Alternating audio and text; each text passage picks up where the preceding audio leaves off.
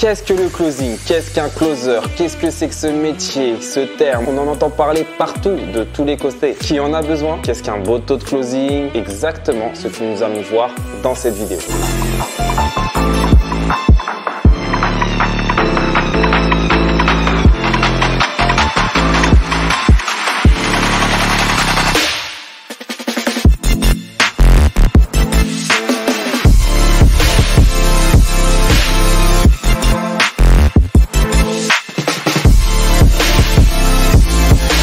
Bonjour à tous, je suis Guy Bokongo et j'encaisse des rives depuis quelques années maintenant. Aujourd'hui, j'ai créé la plus grande agence francophone de closing où je suis à la tête d'une armée de champions, comme j'aime les appeler. Si tu utilises le closing dans ton business, je te propose de recevoir mes 7 meilleurs conseils pour améliorer la stratégie commerciale et obtenir un taux de conversion indécent en closing. Clique dans la description et laisse-toi closer, c'est gratuit. Donc qu'est-ce que le closing? C'est un mot en ing.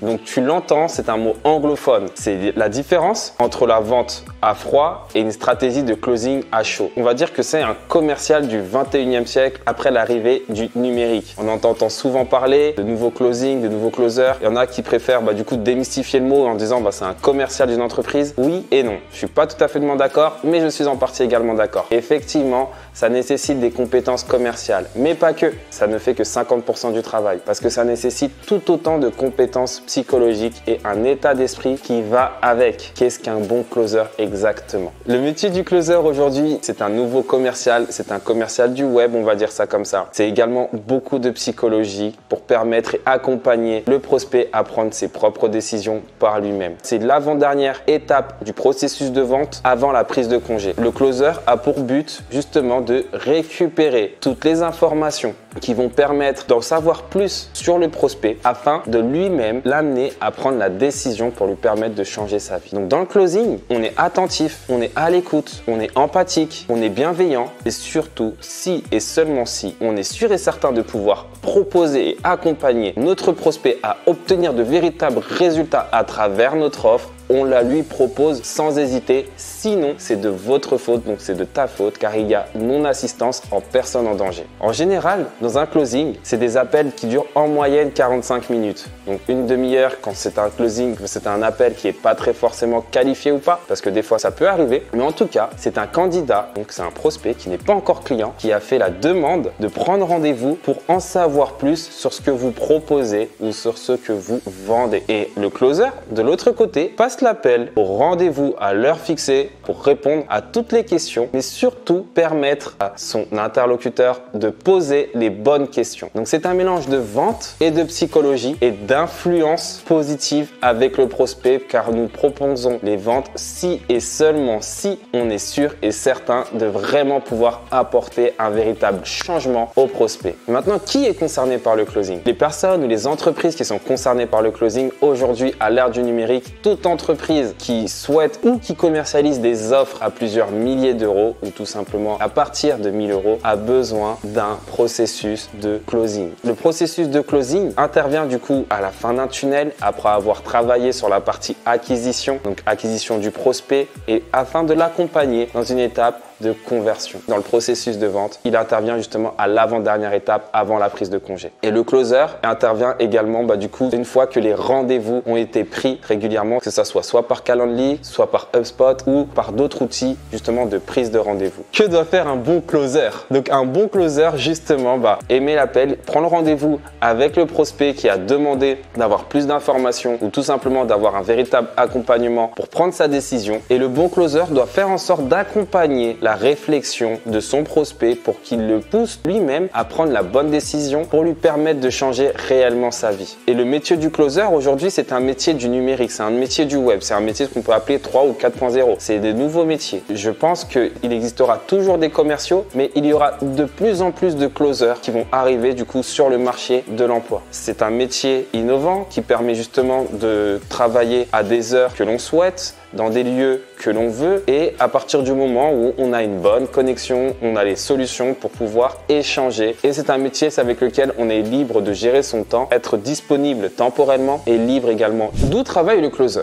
Le closer peut travailler en remote, il peut travailler en télétravail, il peut travailler à partir d'un bureau, il peut travailler à partir d'un hôtel, il peut travailler à partir de chez lui. En fait, peu importe tant qu'il est dans un endroit calme. C'est très important d'être attentif justement aux informations que va communiquer le prospect. Il est en mesure de pouvoir l'accompagner à obtenir ses véritables objectifs et c'est l'essentiel. En général, les closings durent à peu près 45 minutes. On peut en faire une dizaine par jour. Si c'est une personne qui va travailler ou si tu vas en travailler du coup sur une plus longue durée journalière, tu peux en faire 3, tu peux en faire 4. Ça dépend tout simplement de ta disponibilité calendaire. Tu es la seule personne à pouvoir décider de tes fonctionnalités, également de ta disponibilité pour assurer un maximum d'appels ou tout simplement te libérer plus de temps pour ta famille ou tes autres ambitions. Mais un bon closer va travailler en moyenne 5 à 8 heures et passer à peu près 7 à 8 appels par jour en moyenne pour avoir un maximum de résultats. Où s'effectue justement le closing?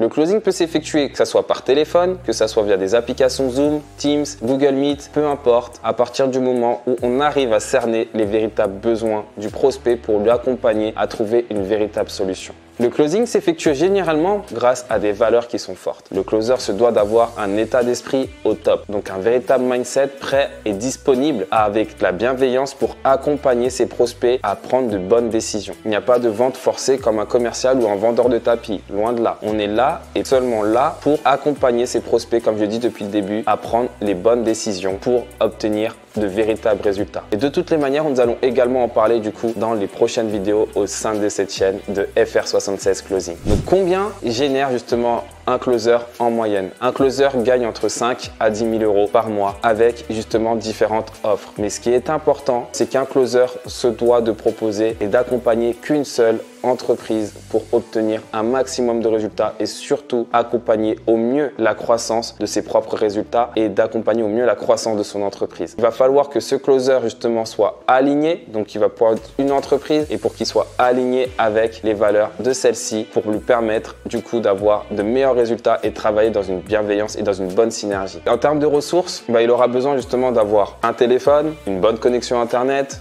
et de pouvoir passer justement des appels de manière illimitée, que ça soit sur Zoom, sur son téléphone pour être efficace et également du coup prendre des notes tout simplement et un script en béton, des bullet points ou une checklist. Ça dépend de chaque profil et chaque profil peut déterminer ce qui lui convient le mieux afin d'accompagner au mieux justement ses prospects à prendre les bonnes décisions. Mais pourquoi closer? Pourquoi mettre en place un processus de closing? Aujourd'hui, c'est le moyen le plus efficace de clôturer des ventes qui coûtent au minimum 1000 euros. Donc c'est un minimum et c'est également adapté aux produits à étiquette qui peuvent coûter des dizaines voire des centaines de milliers d'euros. L'objectif c'est justement de pouvoir échanger de manière personnelle avec son prospect et de pouvoir répondre à toutes les questions afin de le convertir. Lors d'un webinaire, c'est très intéressant, ça peut permettre justement d'emmener un maximum de personnes à prendre des appels stratégiques, mais en termes de conversion, on sera autour de 7 à 12-13%. Alors que dans le closing, on va pouvoir justement augmenter cette étape-là en allant jusqu'à 50% de conversion. Attention, ça peut être deux stratégies qui peuvent être complémentaires. On n'en est pas à définir quelle est la meilleure, mais ce qui est important, c'est que si vous voulez et si tu souhaites justement exploser tes ventes et tes bénéfices et donc le chiffre d'affaires de ton entreprise, le closing est un élément super important à l'ère du numérique et surtout va te permettre d'obtenir une véritable croissance profitable et pérenne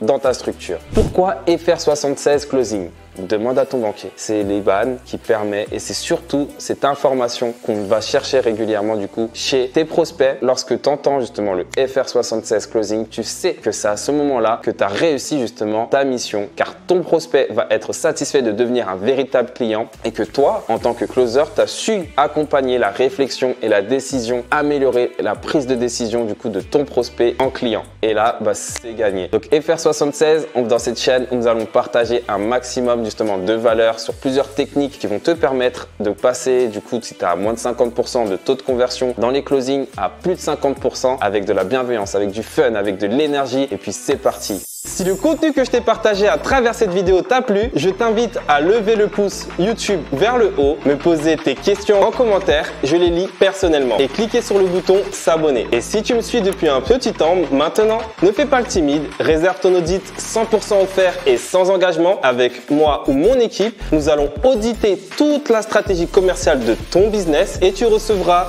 un document de 10 pages avec 32 critères pour passer à la step supérieure de ton business.